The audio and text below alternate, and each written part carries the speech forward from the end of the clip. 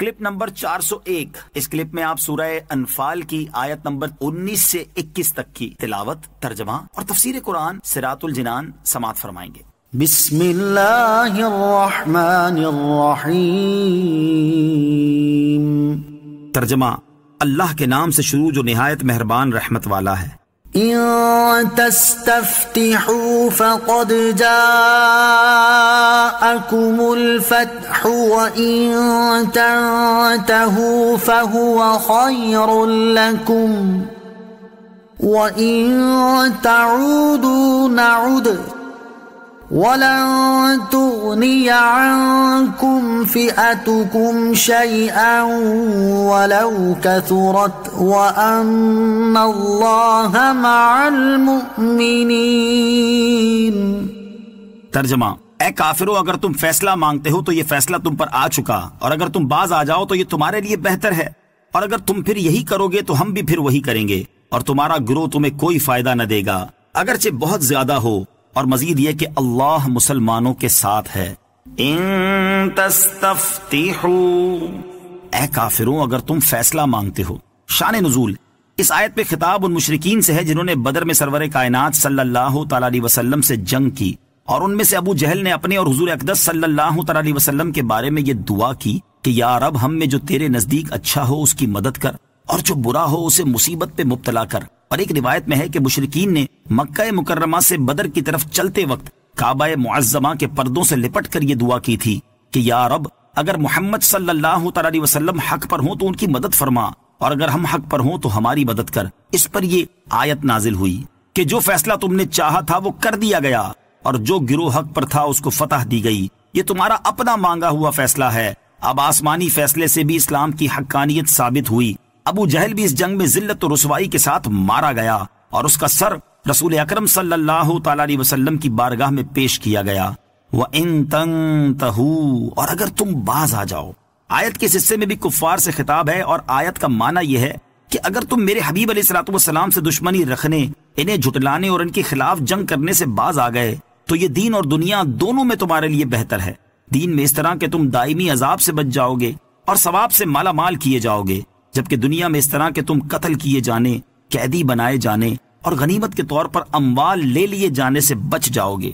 اور اگر تم نے مسلمانوں سے دوبارہ جنگ کی تو ہم پھر مسلمانوں کو تم پر مسلط کر دیں گے، جیسا کہ تم غزوہ بدر میں مشاہدہ کر چکے ہو، اور یہ جان چکے ہو کہ اللہ عز و جل کی تائید اور نصرت تمہاری بجائے مسلمانوں کے ساتھ ہے، اور تم کتنی بھاری جمعیت لے کر کیوں نہ آؤ وہ تمہیں شکست سے نہ بچا سکے گی، جیسے بدر کے میدان میں تمہارا بڑا جتھا تمہارے کسی کام نہ آیا۔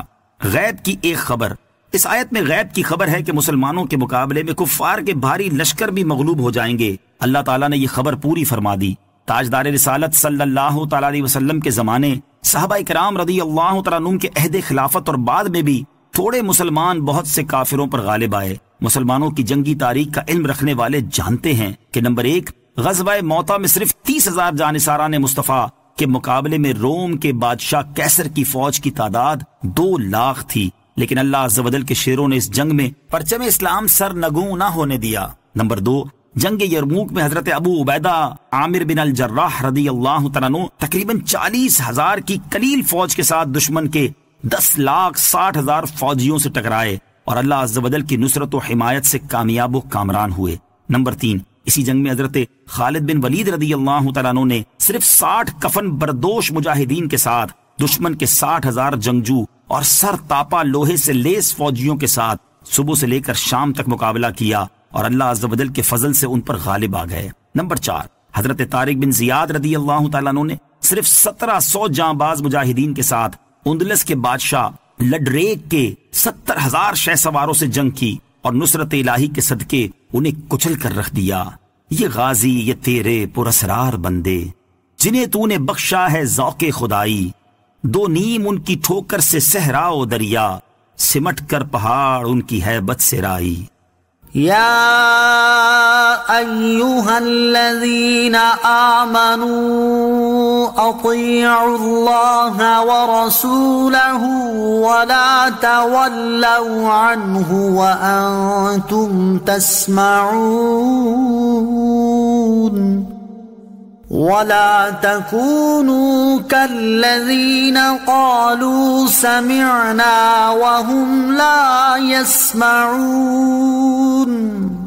ترجمہ، اے ایمان والو، اللہ اور اس کے رسول کی اطاعت کیا کرو اور سن کر اس سے منہ نہ پھیرو، اور ان لوگوں کی طرح نہ ہونا جنہوں نے کہا ہم نے سن لیا حالانکہ وہ نہیں سنتے۔ یا ایھا الذین آمنوا، اے ایمان والو، اس آیت سے مقصود سرکار دو عالم صلی اللہ تعالی علیہ وسلم کی اطاعت کرنے کا حکم دینا اور ان کی نافرمانی سے منع کرنا ہے، جبکہ اللہ تعالیٰ کی اطاعت کا ذکر اس بات پر متنبع کرنے کے لیے ہے کہ رسول خدا صلی اللہ تعالی علیہ وسلم کی اطاعت اللہ عز و جل ہی کی اطاعت ہے، جیسا کہ ایک مقام پر صراحت کے ساتھ ارشاد فرمایا، من یطع الرسول فقد اطاع اللہ۔ ترجمہ، جس نے رسول کا حکم مانا بے شک اس نے اللہ کا حکم مانا۔ ولا تکونوا کالذین، اور ان لوگوں کی طرح نہ ہونا، ارشاد فرمایا کہ ان لوگوں کی طرح نہ ہونا جنہوں نے کہا ہم نے سن لیا حالانکہ وہ نہیں سنتے، کیونکہ جو سن کر فائدہ نہ اٹھائے اور نصیحت حاصل نہ کرے اس کا سننا ہی نہیں ہے۔ یہ منافقین اور مشرکین کا حال ہے، مسلمانوں کو اس سے دور رہنے کا حکم دیا جا رہا ہے۔ صلو علی الحبیب صلی اللہ تعالی علی محمد صلی اللہ تعالی وسلم۔ مجھے اپنی اور ساری دنیا کی لوگوں کی اصلاح کی کوشش کرنی ہے انشاءاللہ عز و جل۔